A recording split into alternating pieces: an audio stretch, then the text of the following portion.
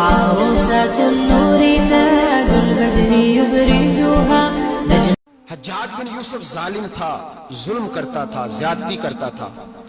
حضرت سعید بن جبیر ایک تابعی بزرگ تھے، اتنے بڑے بزرگ تھے کہ ساری رات نماز پڑھتے تھے، سارا سال روزہ رکھتے تھے. ایک دن انہوں نے منبر پہ بیٹھ کے کہا کہ حجاج ظلم سے باز آ جائے ورنہ اللہ کی لاٹھی بڑی بے آواز ہے. حجاج بن یوسف کو پتا چلا کہ حضرت سعید بن جبیر نے میرے خلاف بات کی، بلا لیا. کہنے لگا تو نے میرے خلاف بات کی؟ فرمانے لگے کی ہے. کہنے لگا تجھے پتا ہے میں قتل کر دوں گا؟ آپ فرمانے لگے نہ تو زندگی کا مالک ہے نہ موت کا مالک ہے، تو کیسے قتل کر؟ کہنے لگا تجھے پتا ہے میرا؟ فرمایا میں نے تجھے نہیں، میں نے تو کئی شداد، کئی حماد، کئی قارون، کئی فرعون، کئی نمرود دیکھے، کئیوں کی داستانیں سنی. تو کون ہے؟ تو چھوٹا سا ہے. ایک جملہ ہے ملا جلال الدین رومی کا، بڑے درویش تھے، ایک بات کہہ گئے.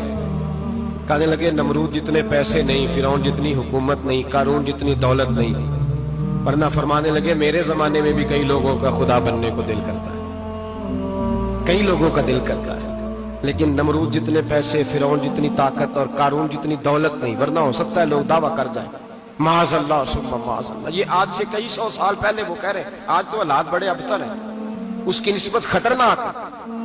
فرمانے لگے حضرت سعید بن جبیر تو زندگی موت کا مالک نہیں. کہنے لگا پکڑو، قتل کرو اسے، لے جاؤ. جب پکڑ کر کھینچ کر لے جا رہے تھے نا تو حضرت سعید بن جبیر مسکرانے لگے، اور ظالم کے سامنے مسکرائے تو اس کو بڑا غصہ آیا، یہ میرا مذاق اڑاتا ہے. بلا لیا، ادھر آؤ، کیوں مسکرا رہے ہو، کیا ہوا؟ تو حضرت سعید بن جبیر کہنے لگے میں مسکرا رہا ہوں تیری بیوقوفی پر اور اپنے اللہ کی دی ہوئی ڈھیل پر. میں مسکرا رہا ہوں کہ یا اللہ کیا بات ہے، کیا تیرا شان ہے، کیسے لوگوں کو ڈھیل دی ہوئی ہے. میں مسکرا رہا ہوں تیری بیوقوفی پر کہ تو سمجھتا ہے شاید مجھے پوچھنے والا کوئی نہیں. کہنے لگا اس کو باہر نہ لے جاؤ، میرے سامنے قتل کرو. ٹھیک ہے جی. قتل کرنے لگے تو حضرت سعید بن جبیر نے منہ کعبے کی جانب کر لیا. انی وجہت وجہی للذی فطر السماوات والارض حنیفا وما انا من المشرکین. جب آپ نے یہ آیتیں پڑھی نا کہ میں نے منہ کر لیا ہے اپنے رب کی جانب، کرو مجھے قتل. کہنے لگا نہیں نہیں، اس کا منہ پھیرو، کعبے کی طرف ہو کے قتل نہ ہو. ہے ظالم پر پاگل ہو گیا ہے. حضرت سعید بن جبیر کے حوصلے نے شکست دے دی، ناکام ہو گیا، مخبوط الحواس ہو. کہنے لگا اس کا منہ پھیر دو. جب کعبے سے پھیرا تو آپ فرمانے لگے للہ المشرق والمغرب فانما تولى فثم وجه اللہ. اللہ فرماتا ہے تو مشرق اور مغرب سارا ہی اللہ کا ہے، جدھر بھی منہ کرو گے ادھر اللہ ہی اللہ ہے، جدھر بھی منہ کرو گے ادھر اللہ ہی اللہ ہے چاروں جانب. پھیر دے جدھر منہ پھیرنا ہے تو نے. پھیر دیا منہ. حضرت سعید بن جبیر کے گلے پہ خنجر رکھا تو آپ نے ہاتھ اٹھائے، کہنے لگے اے اللہ میرے بعد اسے کسی اور پر مسلط نہ کرنا، میرے بعد کسی اور پر مسلط نہ، بس میں آخری ہوں. جب آپ ذبح ہوئے تو اتنا خون نکلا، اتنا خون نکلا کہ لوگ کہتے ہیں جتنا اونٹ کے وجود سے نکلتا، تر ہو گیا سارا اس کا دربار. ایک سمجھدار آدمی کو بلا کے کہنے لگا اتنا خون میں نے پہلے کبھی، میں نے بڑے بندے قتل کرائے ہیں پر اتنا خون نہیں نکلا. تو وہ کہنے لگے لوگ مر جاتے ہیں، مرتے وقت ڈر جاتے ہیں، سہم جاتے ہیں، خون سکڑ جاتا ہے. لگتا ہے یہ شخص جب دنیا سے گیا ہے تو ڈٹ کے گیا ہے، یہ ڈٹ کے گیا ہے دنیا سے. حجاج بن یوسف رات کو سویا تو تڑپ کے اٹھا. کیا ہوا؟ گھر والے کہنے لگے کیا ہوا؟ کہنے لگے سعید بن جبیر خواب میں آیا اور کہتے ہیں اٹھ مجھے بتا تو نے مجھے کیوں قتل کیا، بتا بتا کیوں مارا. اگلی رات پھر سویا تو وہی خواب، پھر سویا تو وہی خواب. گناہ نفسیاتی مریض بنا دیتا ہے، ظلم تجھے مخبوط الحواس کر دیتا ہے. جب تو زیادتی کرتا ہے تو اللہ فرماتے ہیں کہ میں، تو اللہ کو بھولتا ہے اللہ تجھے اپنا آپ بھلا دیتا ہے. پھر تو بھول جاتا ہے، پھر تو سیدھے رستے پہ چلتا ہے پر بھٹک جاتا ہے، پھر تو صحیح رستوں کا تعین کر کے بھی گمراہ ہوتا ہے، پھر تو روز وہی گاڑی چلاتا ہے پر اب جب تو بریک لگاتا ہے تو نہیں لگتی. جب گناہوں کے ساتھ تو مخبوط الحواس ہوتا ہے تو روز وہ کاروبار کرتا ہے، لیکن جب تیرے گناہ تجھے گھیر لیتے ہیں پھر اسی کاروبار میں تو نقصان اٹھاتا ہے. حجاج بن یوسف تڑپتا ہے، روتا ہے، یہاں تک کہ بیمار ہو گیا.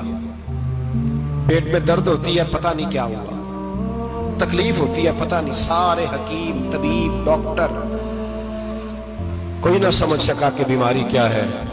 जो बीमारियां खुदाई होती हैं उनका लोगों को पता, जो आजमाइशें रब की जानिब से होती हैं वो डॉक्टरों के हत्थे नहीं चढ़ती। जो तकलीफें अल्लाह देता है उनका हकीम, तबीब इलाज नहीं कर पाते, मुश्किल। और शिफा उसी वक्त होती है जब अल्लाह देना चाहे, और जब रब ही देना ना चाहे तो बड़े बड़े डॉक्टर कहते हैं कि हमारे से बस की बात नहीं रही। बगदाद से हकीम आए, पेट देखा, कहने लगे ना तेरे मैदे में कोई दिक्कत है, ना तेरे जिगर में, ना किसी और जगह, माजरा क्या है? एक आखिरी इलाज है, आखिरी। वो क्या? गोश्त का छोटा सा टुकड़ा धागे के साथ बांध के मुंह में डाला और फिर एक बारीक सा तिनका लेके उसको अंदर डालने लगे गले में। वो गोश्त का टुकड़ा जब हलक के अंदर उतर गया, उस हकीम ने वापस खींचा तो कैसे ऐसी बदबू आई जैसी कभी सूंघी न थी। जानवर, कीड़े मकोड़े लगे हुए बाहर निकले, और जब देखा तो जितने महल में लोग बैठे थे चिल्लाते हुए निकल गए कि ये क्या मुसीबतें हैं। हकीम भी उठ के दौड़ने लगा, कहा तुझे क्या हुआ? कहने लगे हज्जाज, तेरी बीमारी जमीनी नहीं, तेरी मुसीबत जमीनी नहीं। कहा मेरी मर्ज तक तुम क्यों नहीं पहुंच पा रहे? तो कहने लगे लगता है तू बद्दुआ का मरीज है, लगता है तू जुल्म का मरीज है, तू जबर का मरीज है। तड़पता रहा, सिसकता रहा।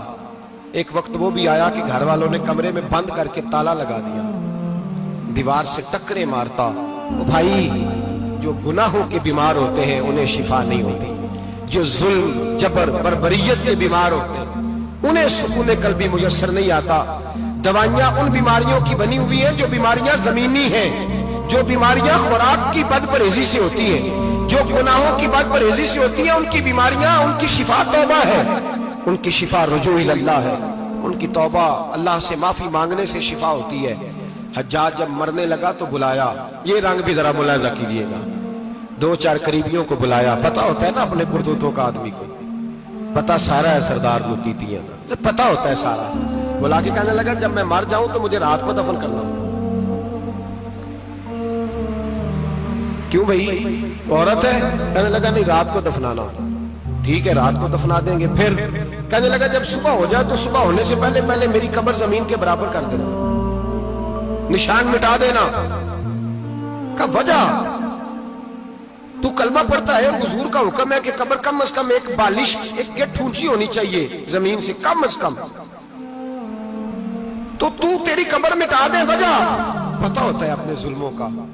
कहने लगा मुझे पता है, लोग मेरे मरने के बाद मेरी कब्र भी नहीं छोड़ेंगे।